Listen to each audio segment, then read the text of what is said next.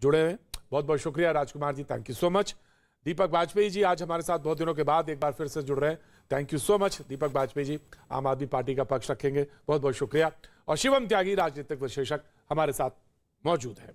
उसमें कुछ बातें उन्होंने बड़ी बेहद खास कही, हालांकि आज सुप्रीम कोर्ट ने भी अपनी बात कही है और सुप्रीम कोर्ट ने तो बहुत साफ गोई के साथ पूछा है कि ये मुझे बताइए कि 302 जिसके खिलाफ रिपोर्ट हो उसके बारे में आप कैसे डील करते हैं। लेकिन उस पर हम आएंगे, उस पर हम बात करेंगे, लेकिन हम पहली बात सुनाना चाहते हैं, साफ करना चाहते हैं कि योगी जी ने कानून के बारे में सबसे पहली बात क्या की। उसके बाद मैं डिबेट का आगाज करता हूं। पहली बात, देखिए, लखीमपुर खीरी की घटना है, ये दुखद और दुर्भाग्यपूर्ण है जी, और सरकार उसकी तह बजा रही है। लोकतंत्र में हिंसा का कोई स्थान नहीं। जब कानून सबको सुरक्षा प्रदान करने की गारंटी दे रहा है तो कानून को हाथ में लेने का अधिकार किसी को नहीं, चाहे वो कोई भी हो, चाहे वो कोई भी हो, मंत्री हो, उसका बेटा भी हो। मैंने कहा कोई भी हो, कानून सबके लिए समान है और कानून सबके के साथ समान रूप से व्यवहार भी करेगा, चाहे वो कोई भी हो। यह सवाल पूछा गया अमीश देवगन जी की तरफ से कि चाहे वो कोई भी हो, उन्होंने कहा चाहे कोई भी हो, चाहे मंत्री हो चाहे उसका बेटा। संजीव जी, मैं जानना चाहता हूं, जब इतनी साफ गोई से मुख्यमंत्री बात कह रहे हैं तो फिर कोई शको शुबा तो नहीं होना चाहिए। प्रतीक जी, आज सुप्रीम कोर्ट ने जिस तरह से फटकार लगाई है, मुझे लगता है कि योगी आदित्यनाथ जी को सुप्रीम कोर्ट के आज उस फटकार को पढ़ लेना चाहिए। क्या कहा कि उत्तर प्रदेश पुलिस प्रशासन और शासन पे भी हमें एतबार नहीं रहा। यहां तक कहा कि सीबीआई से अलग किसी तरह की जांच की संभावना रखी जाए, और डीजीपी उत्तर प्रदेश को कहा, जो अब तक कभी फ्रेम में नहीं दिखे हैं इस पूरी लखीमपुर की घटना में, कि पूरे साक्ष्य को मजबूत रखें। और इस तरह की बेहयाई, मुझे लगता है कि राहत इंदौरी साहब की 2 लाइन इनको कहना ज्यादा मुफीद होगी कि अब कहां से ढूंढोगे, कहां से ढूंढ लाओगे हमारे कातिल, अब तो कत्ल का इल्जाम भी हम पर रख दोगे। तो ये इनकी स्थिति है कि सुप्रीम कोर्ट के फटकार के बाद योगी आदित्यनाथ इस तरह से कहते हैं कि लगातार स्टेटस मांगा जा रहा है। ये बताइए, सुप्रीम कोर्ट ने यहां तक प्रतीक जी कहा कि अगर एक सामान्य आदमी के साथ घटना होती तो क्या उसको भी इसी तरह से प्रिविलेज देती है उत्तर प्रदेश? राकेश जी, आपको जवाब यही देना है। राकेश जी, जवाब आपको यही देना है ना संजीव का।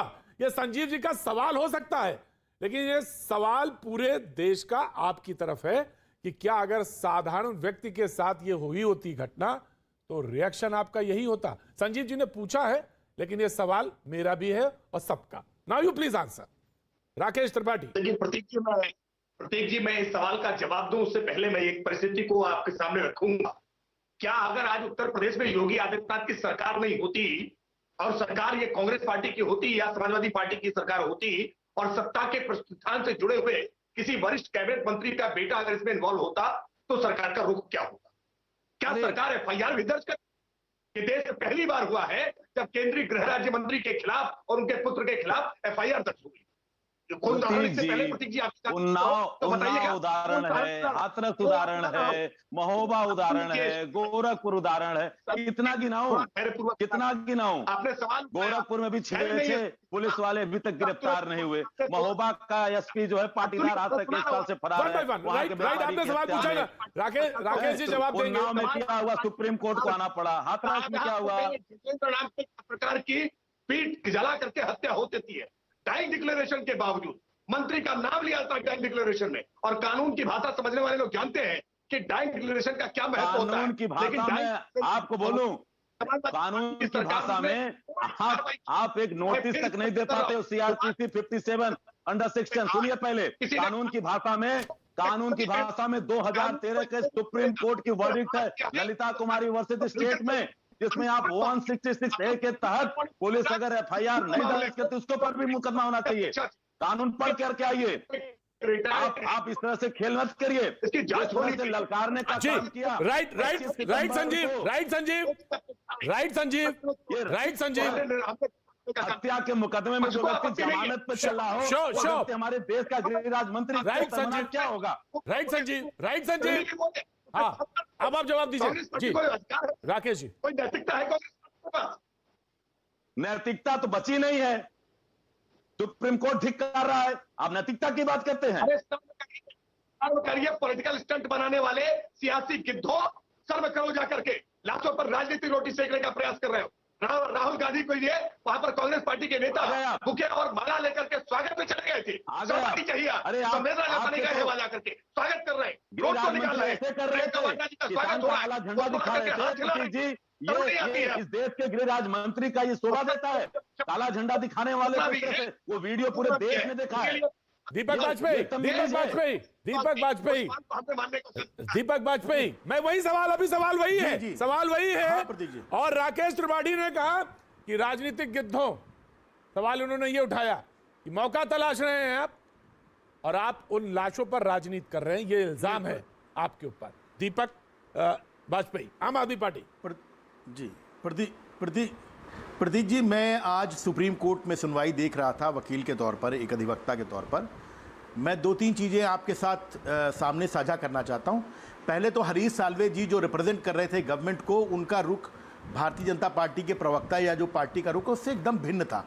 उन्होंने सुप्रीम कोर्ट में कहा कि यद्यपि पोस्टमार्टम में गोली नहीं लगने का वो नहीं मिला है हमको, तो सुप्रीम कोर्ट ने पूछा तो क्या ये आपका आधार है कि आप उसके साथ इस तरह का बर्ताव कर रहे हैं, केवल नोटिस दे रहे हैं, कोई कार्रवाई नहीं कर रहे? तो खुद हरीश साल्वे जी ने कहा कि हमें मानते हैं कि यह हत्या का मामला है, यह बहुत ही गंभीर मामला है, इस मामले को अति संवेदनशीलता से सरकार को लेना चाहिए।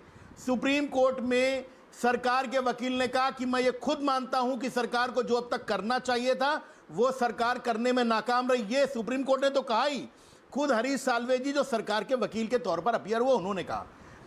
खुद सुप्रीम कोर्ट ने कहा कि जिस तरह की एसआईटी बनाई गई है वो एसआईटी कभी कोई कार्रवाई नहीं कर सकती। उन्होंने कहा जिन सीओ स्तर के और डीआईजी स्तर के कर्मचारी रखे गए हैं इस एसआईटी में, आपने देखा नतीजा क्या हुआ। ये सुप्रीम कोर्ट ने कहा है, मुझसे फर्क राय रख सकते हैं राकेश जी, मैं उनका बड़ा सम्मान करता हूं, पर खुद सुप्रीम कोर्ट ने कहा।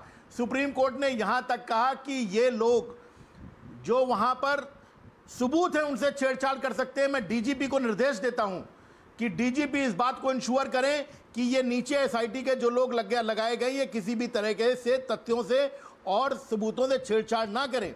सुप्रीम कोर्ट ने यह भी कहा कि आपको मैं कारण गिनाना नहीं चाहता हूं, लेकिन इस सीबीआई में भी मेरा भरोसा नहीं है, और हम उत्तर प्रदेश सरकार ने, उनकी एजेंसियों ने इस मामले में अब तक जो कार्रवाई की है उससे पूरी तरह असंतुष्ट है, सुप्रीम कोर्ट ने कहा है। शिवम त्यागी, आपने अपनी बात रखी। दीपक, मैं आ रहा हूं आपके पास। दीपक, आप कुछ कहना चाह रहे हैं? दीपक कुछ बोले? दीपक कुछ कह रहे हैं आप? हाँ, मैं केवल एक बात कहना चाह रहा हूं। जी, मैं एक बात कहना चाह रहा हूं केवल। देखिए, चाहे राकेश जी हो, संजीव भी हमारे भाई